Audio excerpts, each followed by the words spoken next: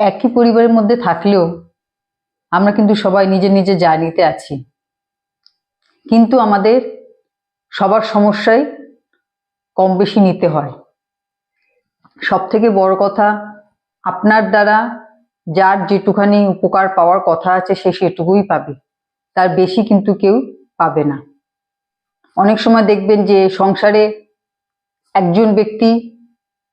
একজন ব্যক্তির ওপর সবাই ডিপেন্ডেন্ট থাকে, মানে সে মূলত সংসারটা চালায়।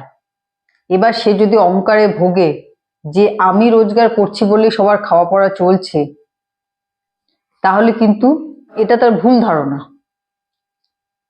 যে মানুষগুলোর খাওয়া পড়া আপনার মাধ্যমে চলছে, আপনার রোজগারের মাধ্যমে চলছে,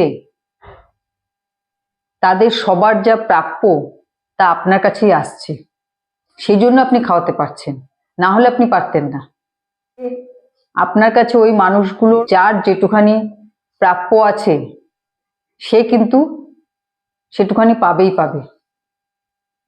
আপনি রোজগার করছেন তো এখানে আপনার মাধ্যমে তারা পাচ্ছে, কিন্তু তার মানে এই নয় যে আপনি খাওয়াচ্ছেন।